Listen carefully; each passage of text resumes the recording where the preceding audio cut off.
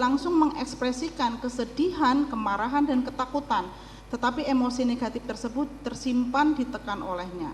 Selain itu ciri kepribadian turbulens, ini juga saya tanyakan, apa itu ciri kepribadian turbulens?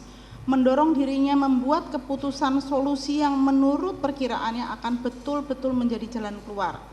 Kemudian di kalimat terakhirnya, sikap ini nampaknya merupakan upaya Putri untuk tidak membuat keributan dan merasa aman sampai Putri bisa kembali ke Jakarta untuk bertemu Ferdi yang merupakan objek ketergantungannya atau figur yang membuat Putri selama ini merasa aman.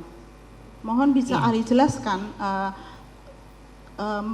mengapa bisa seseorang yang menjadi korban pelecehan kekerasan seksual kemudian dalam beberapa waktu menemui kembali pelakunya. Iya, pada rape trauma syndrome itu memang sindrom perempuan yang mengalami kekerasan seksual sampai perkosaan. Itu ada fase di mana pada saat fase akut atau fase segera kemungkinannya adalah 3. Yang pertama adalah ekspres, jadi di sini mengekspresikan kemarahannya, dan yang kedua itu kontrol. Di kontrol ini satu penekanan, dan ini memang berelasi dengan ciri-ciri kepribadian tertentu yang internalizing tadi, jadi menekan rasa marahnya, menekan rasa takutnya, menekan rasa malunya, meskipun itu muncul, itu ada, itu dikontrol.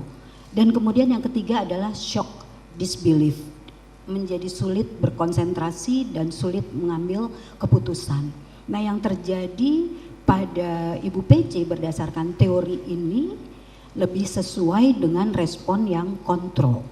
Jadi seolah tidak ada emosi apa-apa, seolah-olah tidak terjadi apa-apa, itu merupakan satu bentuk defense mekanisme untuk bisa tetap tegar, seperti itu. Defense mechanism. Iya, mekanisme pertahanan jiwa. Dari sekian banyak korban yang pernah ahli temui, berapa persen yang melakukan defense seperti ini dibandingkan dengan yang langsung melapor ke kepolisian ataupun ke dokter dengan melakukan visum?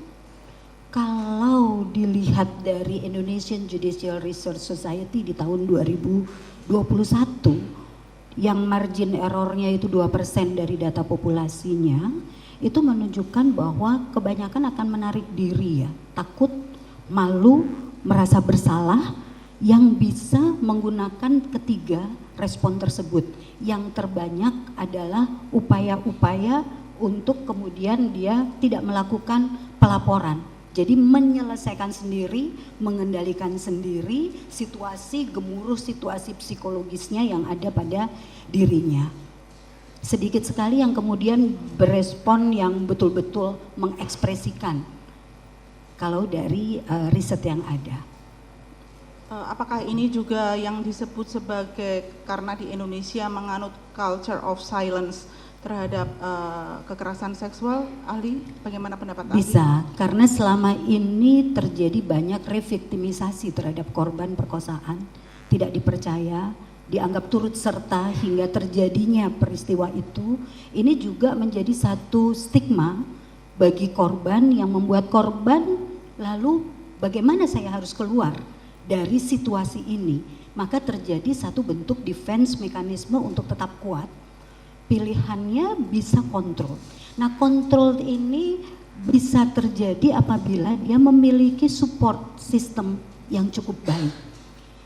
Pada Ibu Putri ini memiliki support system yang cukup. Di saat ada ajudan, ada orang-orang yang cukup bisa diandalkan untuk memberikan pengamanan, maka ada keputusan-keputusan dari dirinya sendiri dengan menekan rasa malu, marah, takutnya itu tadi. Saya tertarik dengan saudara ahli tadi menyebutkan budaya yang kemudian viktimisasi yang terjadi gitu.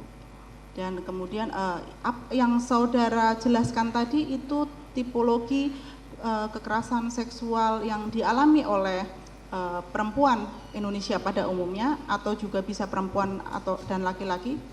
Bisa perempuan dan Dan laki-laki, tapi terutama pada perempuan. Iya.